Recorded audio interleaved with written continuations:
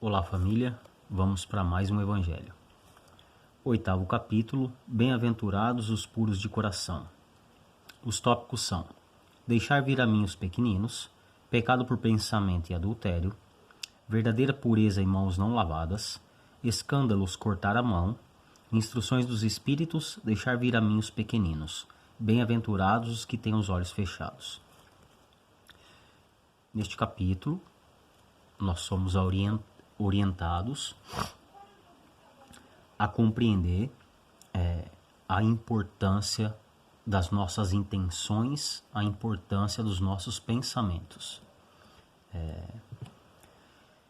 Deixar vir a mim os pequeninos, bem-aventurados os puros de coração, porque eles verão a Deus, né? Ele se assemelha aqui, deixar vir a mim os pequeninos, como a pureza de coração é inseparável da simplicidade e da humildade, exclui todo pensamento de egoísmo e de orgulho. Eis porque Jesus toma a infância como símbolo dessa pureza, como já a tomara por símbolo da humildade. E então a gente se questiona como controlar os nossos pensamentos, né? Ainda que a gente busque se reformar, se conhecer, se melhorar, vez ou outra vão surgir pensamentos negativos, vez ou outra vão aparecer pensamentos ruins na nossa mente. Por quê? Porque nós estamos suscetíveis. Somos espíritos encarnados, né? E nunca estamos sós. É difícil falar um lugar aonde você esteja e que não tenha algum espírito, né? Então, por vez ou outra, vamos ser tentados com pensamentos negativos a fim de que a gente os aceite como nosso, né? E o remédio para isso é reforma íntima, comprometimento com o estudo. Por quê?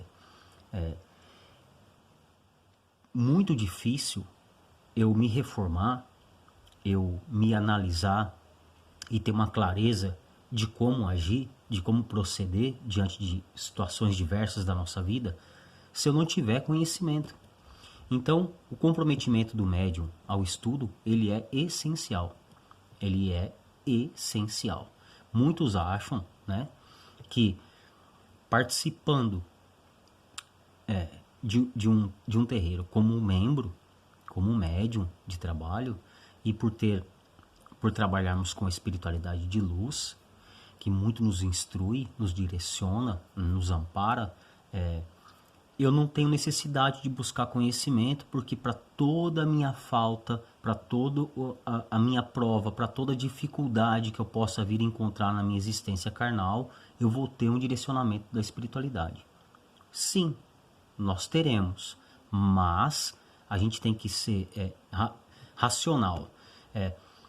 Quantas coisas ruins eu posso evitar, quantos caminhos errados eu posso evitar, quantas escolhas inconsequentes eu posso evitar buscando conhecimento. Temos que caminhar junto. Para mim vestir o conhecimento, o direcionamento passado por um guia, né? Ainda que seja meu guia, o guia que me use como trabalho, como médium, é necessário que eu tenha compreensão do que abrange tudo isso, né? Então, a gente só consegue isso se comprometendo ao estudo da parte teórica da espiritualidade. Evangelho segundo o Espiritismo, Livro dos Espíritos, Livro dos Médiuns, tem resposta para todas as perguntas ali. E isso me facilita demais a compreensão da minha vida enquanto ser humano encarnado. Diante das aflições, das provas, dos conflitos, das situações que a vida coloca na minha frente, eu vou saber ter discernimento, eu vou compreender o que está acontecendo. Então, é mais fácil eu ter esse controle de emoções e de pensamentos, sabendo como agir. Acontece um fato na segunda-feira e eu não sei como proceder. Vou esperar a gira de sexta-feira, né, modo de dizer, para ter uma orientação. Então, depende do comprometimento do médium com o seu melhoramento moral, a reforma íntima e o seu comprometimento com o estudo.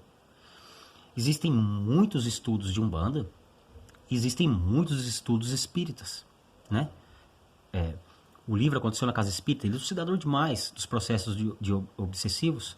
Então, através do comprometimento com o estudo, eu facilito, eu aumento o meu intelecto, melhoro o meu parâmetro de certo e errado e de como agir, de como as coisas se dão, e assim fica mais fácil o meu caminhar.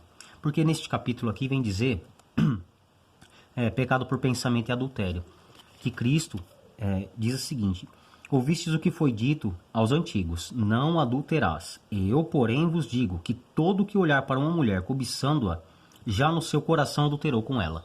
Então ele já errou só por pensar. Por quê?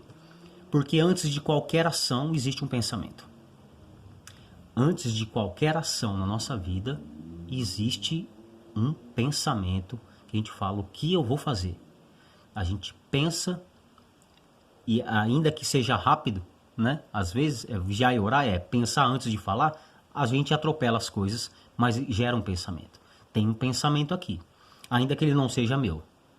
Ainda que eu tenha sido intuído, ouvido alguém cochichando no meu ouvido uma verdade que não é verdade, e eu aceito ela por falta de conhecimento, e eu acabo errando. Que as consequências desse erro são minhas, né? Então aqui vem dizer sobre somos espíritos imperfeitos, somos falíveis, não vamos sair daqui espíritos puros, perfeitos, evoluídos, não vamos sair. Mas estar buscando o caminho do melhoramento implica comprometimento e estudo, disciplina. Não tem outro caminho. Reforma íntima, não tem outro caminho. Se eu não me conhecer, como controlar as minhas ações? Eu tenho que vigiar, eu tenho que aprender a entender até que ponto eu posso até que ponto eu posso permanecer dentro de uma situação com segurança, né? Diante de um conflito. Então, se eu não tenho paciência, se eu não tenho serenidade, se eu não tenho discernimento, diante de alguém conflituoso, irado, nervoso, a recomendação enche a boca com água, porque você vai errar.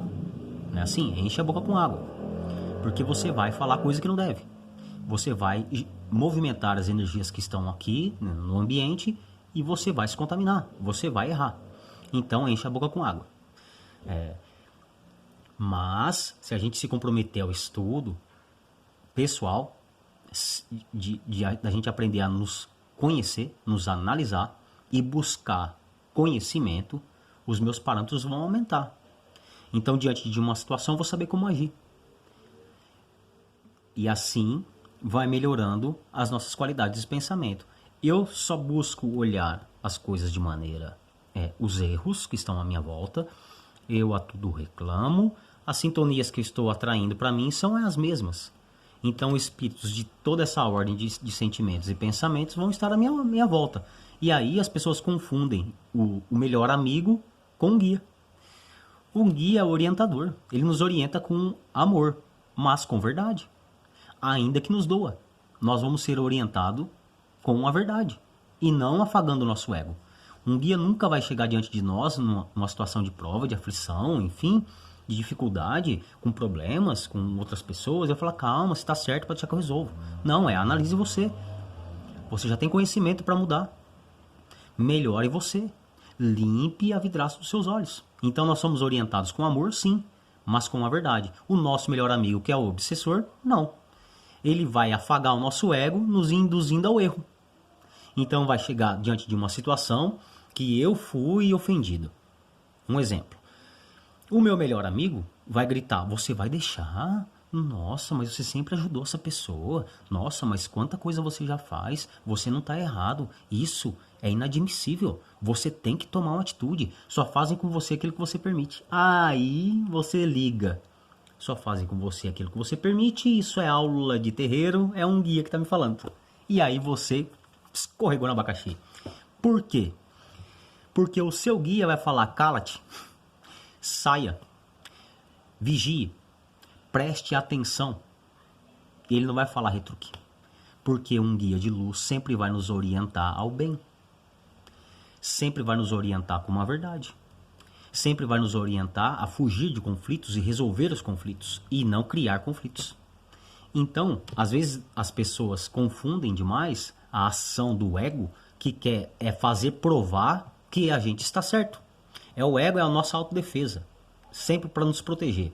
Então, se diante de uma situação, eu vou querer provar, o meu ego vai gritar dentro de mim, querendo fazer com que eu prove de quem está errado é a pessoa. E aí gera um conflito.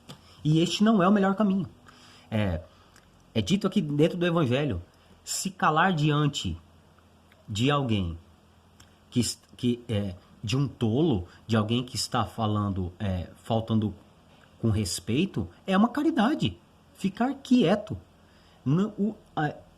Não se joga pérola aos porcos. Só se ajuda quem quer ser ajudado.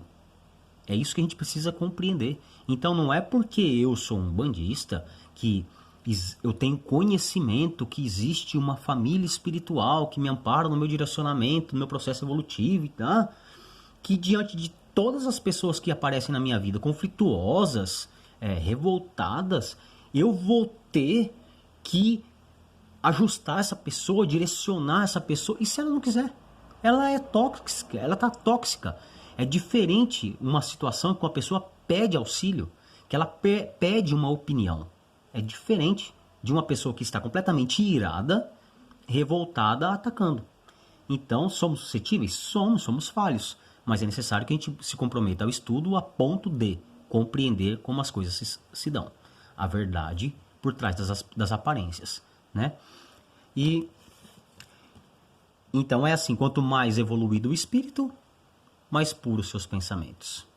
Quanto mais imperfeito o espírito, pior os seus pensamentos, pior as suas ações, porque ele pensa e ele faz. Então um adúltero olha para uma mulher na rua, ele não traiu, mas aqui é dito que ele já traiu só por ter pensado. Por quê? Porque ele não traiu porque não teve condição. Se tivesse a oportunidade, ele teria feito. E aí então ele está atrasado, está com o serviço todo por fazer ainda.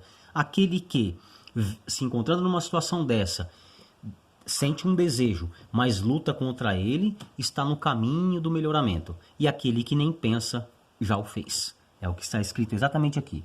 Em resumo, a pessoa que nem sequer concebe o mau pensamento já realizou o progresso. Aquela que ainda tem pensamento, mas o repele, está em vias de realizá-lo. E por fim, aquela que tem esse pensamento e nele se compraz, ainda está sob toda a força do mal. Numa o trabalho está feito, nas outras está por fazer. Deus, que é justo, leva em conta todas essas diferenças na responsabilidade dos atos e dos pensamentos do homem. Então não adianta eu querer culpar o obsessor por uma ação ruim minha. Ah, mas é porque eu incorporei o sete pele, então ele me induziu e aí eu cometi um erro. Quem atraiu ele foi você, por falta de vigiar e orar, por falta de prestar atenção, por falta de fazer a sua parte, que é o melhoramento moral, aprender a se conhecer e saber quais são os seus limites. A gente só aumenta nossos limites não os colocando em teste, mas buscando respostas para o nosso subconsciente. Então, estudando, eu compreendo os processos e vou me fortalecendo, né? Vou me fortalecendo no conhecimento a ponto de isso já não fazer mais parte do meu processo. Isso dura quanto tempo? O tempo que você se comprometer. É o comprometimento do médium, do homem. Então, não é a falta de instrução, não é o excesso de instrução, é o seu comprometimento em colocar isso em prática, tá? A outra parte aqui, pureza em mãos não lavadas, a verdadeira pureza em mãos não lavadas é aquela que Cristo diz: suja o homem o que sai pela boca e não o que entra pela boca, porque sujo é o coração. Sepulcros caiados. Minha parte exterior, a minha conversa, a minha palestra, ela é calma, serena, só falo sobre divindade, só sobre coisas boas. Em casa, não é assim. Na rua, longe dos meus irmãos, não sou assim. Sepulcro caiado. Eu quero mostrar algo que eu não sou. Aí entra naquela velha máxima, né? mente para mentiroso. Ninguém engana Deus. Ainda que você engane e tenha condição, todo homem tem condição de vestir uma máscara e enganar o próximo com palavras bonitas, a sua intenção e o seu pensamento você não consegue esconder da parte espiritual. Nenhuma. Nem da trevosa e nem da espiritualidade. Nem de Deus. Não tem como. Então, por pensamentos, por indução espiritual, é a maldade que habita dentro de cada um de nós e que traz satisfação para o ser, enquanto ele não se compromete a se autoconhecer, a se melhorar, a entrar num processo de melhoramento moral, né? A gente antes tinha desculpa por não ter conhecimento, aí muitos hoje fazem assim, quanto maior o seu conhecimento, maior a sua cobrança, certo? Beleza. Tá tendo uma aula dentro do terreiro, o guia tá dizendo, eu falo assim, o que? Essa aula não é para mim, porque eu não sou assim, e não vou nem ouvir, porque eu não conhecendo, não terei culpa. Terá. Porque nós nos comprometemos a esse caminho, nós estamos nesse caminho por amor. Eu sou um médium umbandista do templo Kaberomaru de Aruanda e tenho como minha líder a mãe Carol, é por escolha minha e eu estou por amor, eu não estou obrigado. Ninguém é obrigado a nada. Então, se eu estou nesse processo, eu tenho que entender que eu preciso melhorar as qualidades dos meus pensamentos, a minha busca do melhoramento moral, a reforma íntima, a ponto de que eu esteja bem, primeiro eu, segundo eu, terceiro, quinto, sexto eu me melhorando, a ponto de eu ter o que doar para o próximo, porque caridade é doar-se. Então é este o trabalho que a espiritualidade faz dentro do nosso terreiro. É nos instruir, nos direcionar ao melhoramento moral a ponto de eu ter amor, eu ter paz, eu ter serenidade, conhecimento e eu tendo coisas boas, energias positivas, eu consigo doar algo bom para o próximo. Eu, estando no terreiro há 40 anos, não vestindo o aprendizado e direcionamento da espiritualidade na minha vida, na prática, não faz de mim alguém melhor. Porque as minhas ações são contrárias às ações direcionadas pela espiritualidade. Então é comprometimento individual. Qual é o seu tempo? O tempo que você achar que chega de dar murro em ponto de faca e escutar a aula no terreiro. Comete um erro, escuta o direcionamento no terreiro. Conhecimento nós já temos a ponto de não cometê-los. Alguns, né? Errar todo mundo vai, normal. Não é isso. Mas para que a gente não brinque em abrir portas ruins sem o controle de quem vai adentrá-las, né?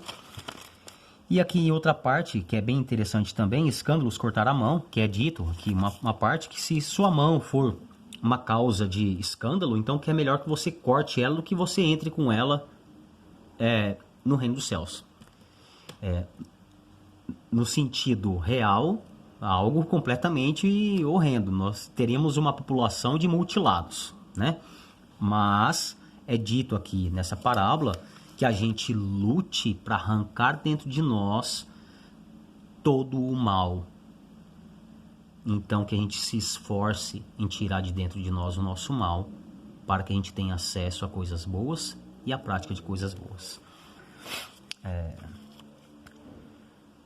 Bem-aventurados os que têm os olhos fechados também é bem interessante, que a espiritualidade coloca aqui como é um bem-aventurado alguém que vem cego para um planeta de expiação e prova. Acreditem nisso? Por quê? Porque o que o olho não vê, o coração não sente. A gente se engana demais com essa ilusão que é a matéria. A gente se engana demais, a gente muita coisa ao mesmo tempo, muita informação ao mesmo tempo que chega através dos nossos olhos pra gente, e a gente acaba se perdendo, perde nosso foco e se engana. Quando a gente está de olhos fechados, a gente sente, a gente não vê. Então é dito aqui que é uma grandeza, mesmo que seja uma punição, vamos falar assim, uma expiação por algum sentido, porque ninguém nasce cego ou fica cego de graça, né? Não existe santo na Terra. Ainda assim algo maravilhoso, porque nós estamos no meio de milhares de espíritos imperfeitos, enganando os outros através da visão, né? Das aparências, e um cego consegue essa proeza que é aguçar os outros sentidos que não a visão, e, entre aspas, a visão dele é completamente diferente de alguém que está irado, de alguém que está em paz, de alguém que se aproxima da gente. Este é o capítulo de hoje, família. Muitíssimo obrigado pela oportunidade de estudo. Que Deus abençoe a todos. Então, aqui eu anotei uma coisa bem interessante, que é, te falta oportunidade de estudo, então, para você melhorar as suas ações, para você ter compreensão? Ou falta força de vontade para você se comprometer a estudar?